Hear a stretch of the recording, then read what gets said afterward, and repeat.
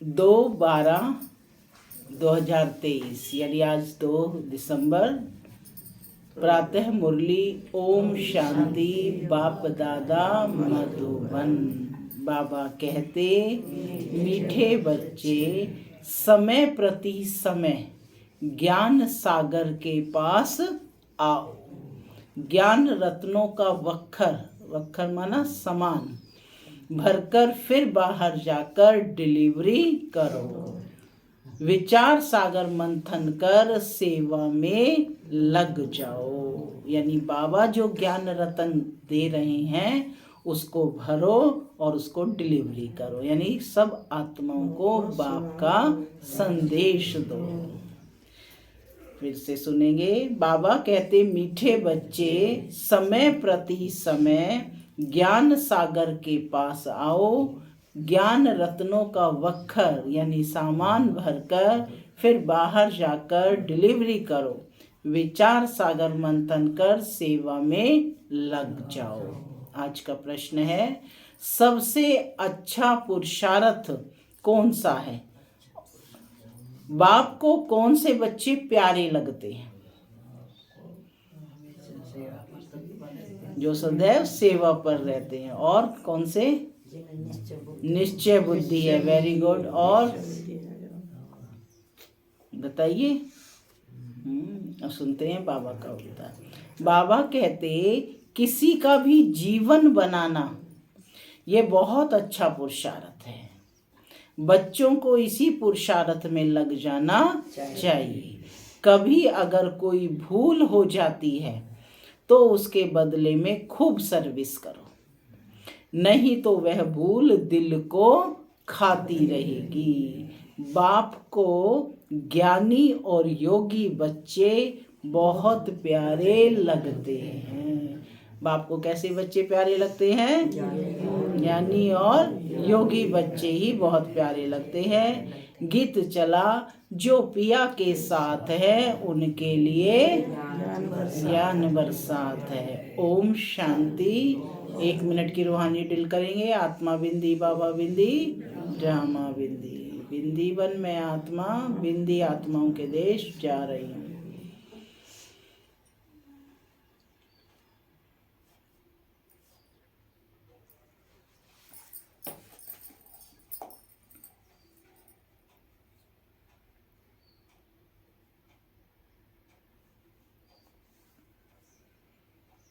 ओम शांति। बच्चे समझ सकते हैं कि सम्मुख मुरली सुनना व टेप में सुनना व कागज पर पढ़ने में फर्क जरूर है। गीत में भी कहते हैं जो पिया के साथ है उनके लिए ज्ञान बरसात है। बरसात तो सबके लिए है, परंतु साथ में रहने से बाप के एक्सप्रेशंस को समझने, भिन्न भिन्न डायरेक्शन को जानने का बहुत फायदा होता है। परंतु ऐसे भी नहीं है कि किसको बैठ जाना है, कि यहीं पर आकर बैठ जाना है। लेकिन बाबा कहते हैं मुरली सम्मुख सुनोगे तो उसका अलग ही असर होता है। तो बाबा कहते हैं कि डायरेक्शन को जानने का बहुत फायदा होता है, परंतु ऐसे भी नहीं कि इसको बैठ जाना है। वक्खर यानी सामान भरा और जाकर सर्विस की। दादी जानकी बोलते थे कि बाबा मेरे को यहाँ रुकने ही नहीं देते हैं, सब लोग ठहरते हैं, मेरे को कहते हैं तुम आए और चल जाओ। तो फिर बाबा ने कहा कि सामान भरा और जाकर सर्विस की, फिर आया वक्खर भरने। मनुष्य सामान खरीद करने जाते हैं बेचने के लिए, बेचकर फिर सामान लेने आते हैं। यह भी ज्ञान रत्नों का वक्खर है। वक्खर लेने वाले तो आएंगे ना, कोई डिलीवरी नहीं करते हैं, पुराने वक्खर पर ही रहते हैं, नया लेने नहीं चाहते हैं। ऐसे भी बेसमझ हैं। तो बाबा ने उनको क्या कहा? क्या है वो? बेसमझ है। मनुष्य तीर्थों पर जाते हैं, तीर्थ तो नहीं आएंगे, या तीर्थ आपके पास आएंगे? क्योंकि वह तो जड़ चित्र हैं। इन बातों को बच्चे ही जानते हैं, मनुष्य तो कुछ भी नहीं जानते। बहुत बड़े बड़े गुरु लोग श्री श्री महामंडलेश्वर आदि जिज्ञासुओं को तीर्थों पर ले जाते हैं। त्रिवेणी पर कितने जाते हैं। नदी पर जाकर दान करने को पुण्य समझते हैं। यहाँ भक्ति की तो बात ही नहीं, यहाँ तो बाप के पास आना है, तो बच्चों को समझकर फिर समझाना है। प्रदर्शनी में भी मनुष्यों को समझाना है। यह जो 84 जन्मों का चक्र लगाते हैं, यह तो बच्चे जानते हैं, सब नहीं लगाते हैं। इसमें समझाने की बड़ी युक्ति चाहिए। यहाँ कौन से बैठे हैं 84 का चक्र लगाने वाले? किस किसने लगाया है? हाथ खड़ा करो। सबने, सारे 84 का चक्र लगाने वाले हैं। तो बाबा कहते हैं यह जो 84 जन्मों का चक्र लगाते हैं तो बच्चे जानते हैं, सब नहीं लगाते हैं। इसमें समझाने की बड़ी युक्ति चाहिए। इस चक्र में भी मनुष्य मूंझते हैं, झाड़ का तो किसको पता ही नहीं है। शास्त्रों में भी चक्र दिखाते हैं, कल्प की आयु चक्र से निकालते हैं, चक्र में ही रोला है। हम तो पूरा चक्र लगाते हैं, 84 जन्म लेते हैं। बाकी इस्लामी, बौद्धि आदि वह तो बाद में आते हैं। हम कैसे उस चक्र से सतो रजो तमो में पास करते हैं, वह गोले में दिखाया गया है। बाकी और जो आते हैं इस्लामी, बौद्धि आदि, उनका कैसे दिखावें, वह भी तो सतो रजो तमो में आते हैं।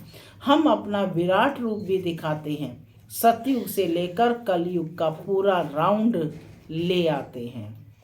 चोटी है ब्राह्मणों की, फिर मुख को सतयुग में, बाहों को त्रेता में, पेट को द्वापर में, फिर टांगों को लास्ट में खड़ा करें। माने विराट रूप का बाबा ने बताया।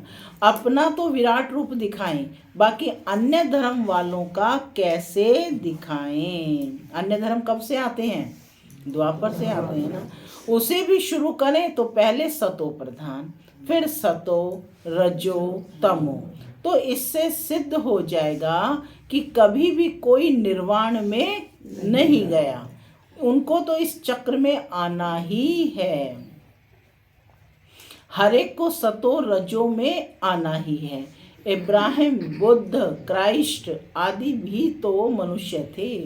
रात में बाबा को बहुत ख्याल चलता है, ख्यालात में फिर नींद का नशा उड़ जाता है, नींद फिट जाती है। समझाने की बड़ी अच्छी युक्ति चाहिए। उनका भी विराट रूप बनाना पड़े, उनका भी पैर पिछाड़ी में ले जाएं, फिर लिखत में समझाएं। बच्चों को समझाना है कि क्राइस्ट जब आते हैं उनको भी सतो रजो तमो से पास करना पड़ता है। सतयुग में तो वह आते नहीं, आना तो बाद में है। कहेंगे क्राइस्ट हेवन में नहीं आएगा, यह तो बना बनाया खेल है। तुम जानते हो क्राइस्ट के आगे भी धर्म थे, फिर वो ही रिपीट करना है। ड्रामा का राज समझाना होता है। पहले पहले तो बाप का परिचय देना है। सबसे पहले किसका परिचय देना है? बाप का। बाप में निश्चय हुआ तो अन्य चीज़ों में भी निश्चय हो जाएगा। बाप से कैसे सेकंड में वर्षा मिलता है, गाया भी हुआ है, सेकंड में जीवन मुक्ति। देखो बाबा के कितने ख्यालात चलते हैं।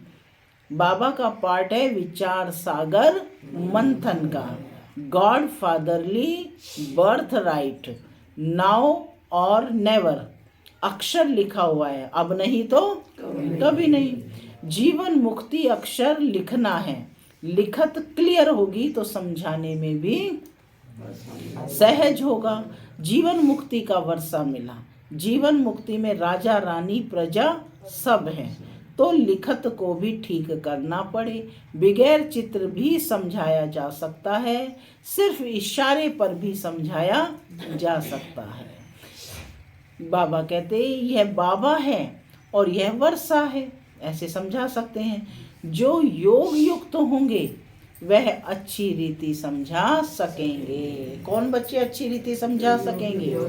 जो योग युक्त होंगे। बाप को कौन से बच्चे प्यारे लगते हैं? योगी तो आत्मा। बाबा ने पहला शब्द कहा योगी बनो, ज्ञानी बनो। ठीक है, योगी तो आत्मा बाबा को सबसे प्रिय है।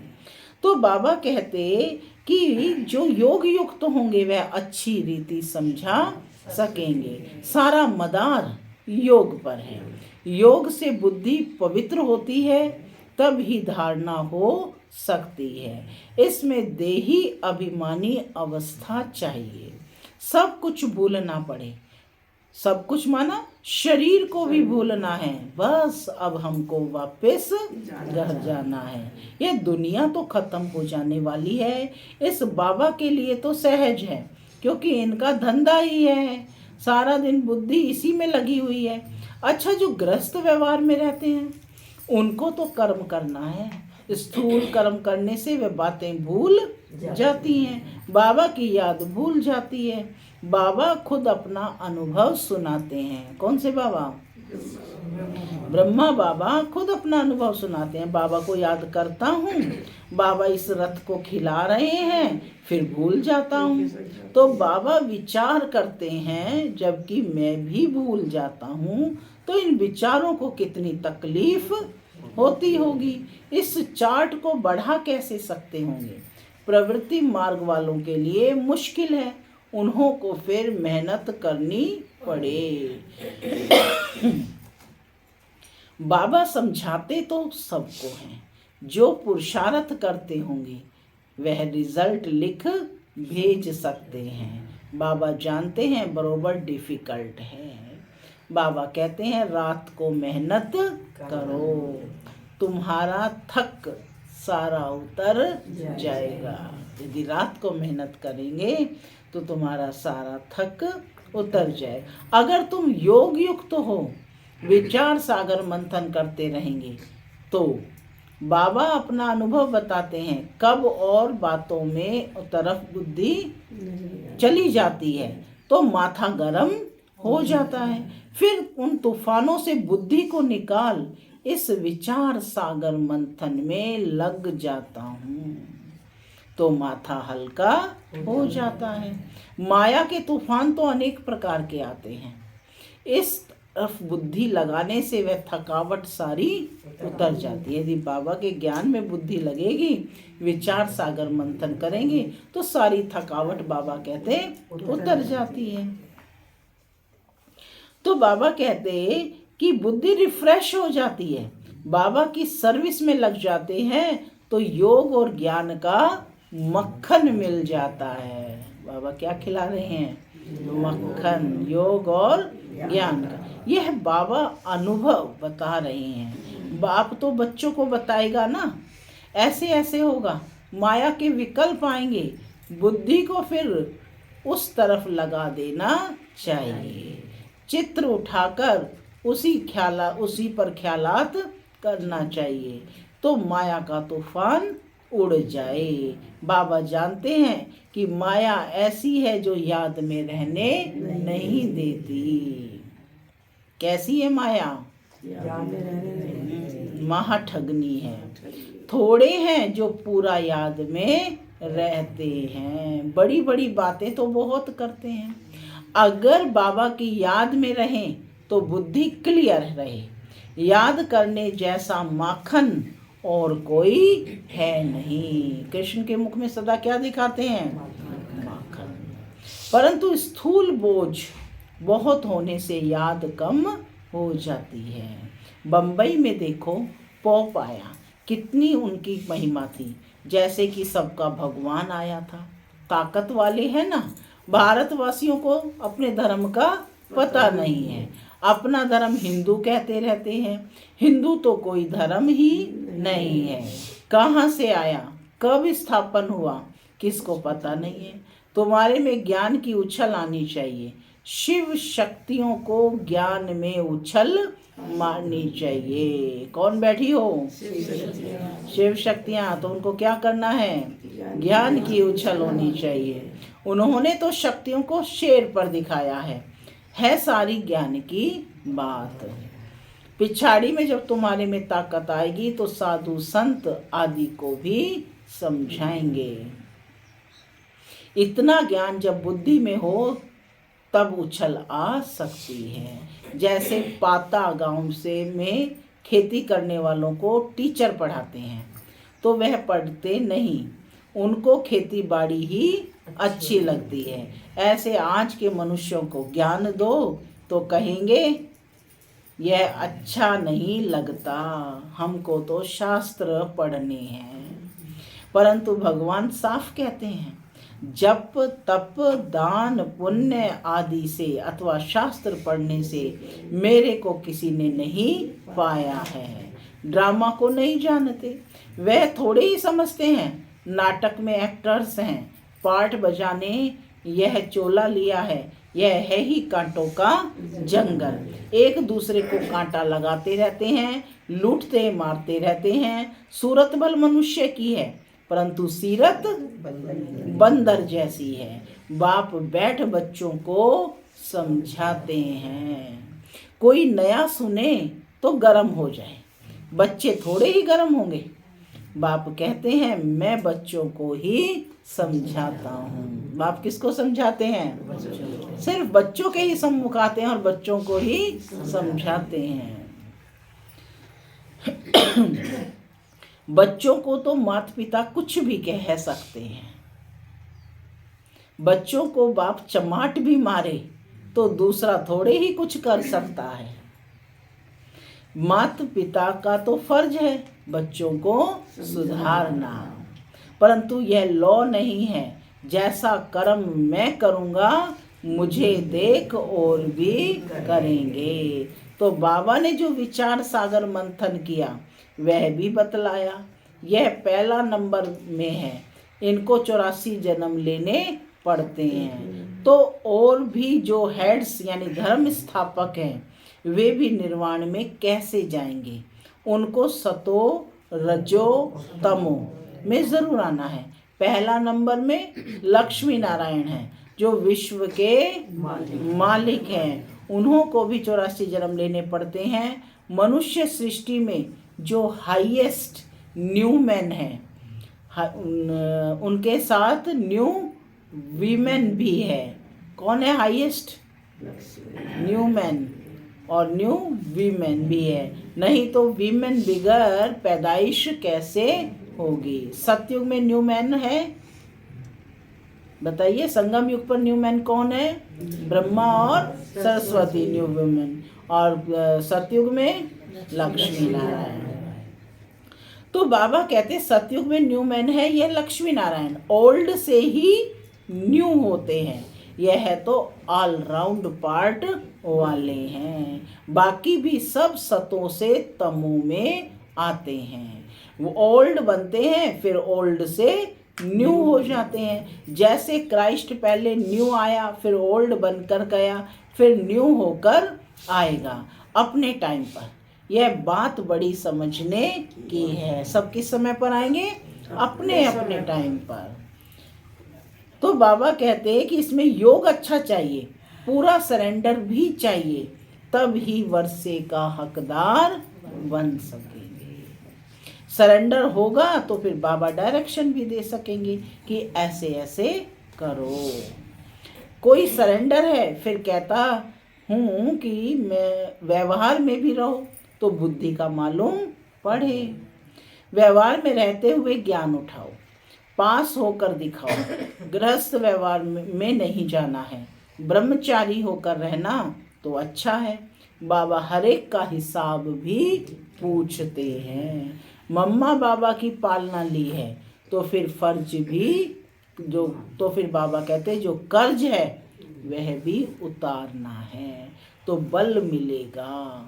नहीं तो बाप भी कहेगा कि हमने इतनी मेहनत कर पालना की और हमको छोड़ दिया, तो क्या करना है? फिर पालना का रिटर्न देना है। बाबा तुम्हें रोज ज्ञान रत्नों से भरपूर कर रहा है, संवार रहा है, श्रृंगार कर रहा है, फिर उसका बाप का शो नहीं करेंगे क्या?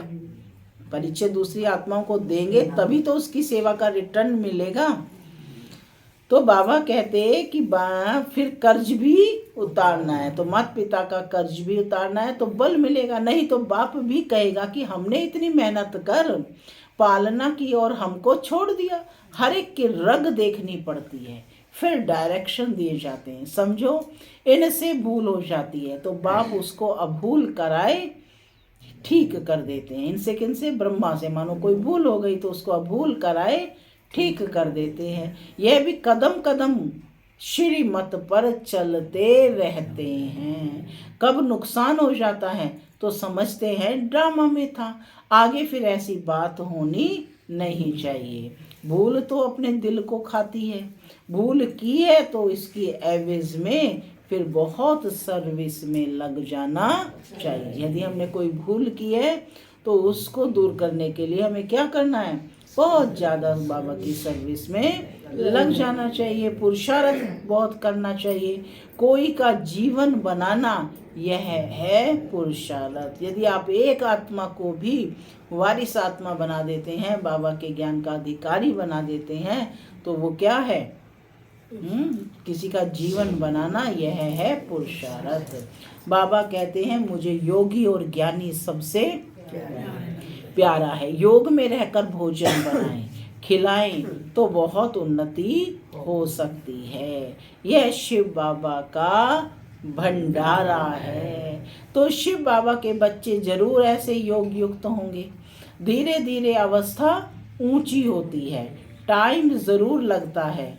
हर एक का कर्म बंधन अपना अपना है। कन्याओं पर कोई बोझ नहीं है, हाँ बच्चों पर है। बड़े बच्चे हो गए तो माता पिता को बोझ पड़ता है। बाप ने इतना समझाया है, इतना समय पालना की है तो उन्हों की पालना करनी पड़े। हिसाब चुकतू करना है तो उनकी भी दिल खुश होगी। सपूत बच्चे जो होते हैं तो वह फिर मुसाफरी से लौटने पर सब कुछ बाप के आगे रखते हैं।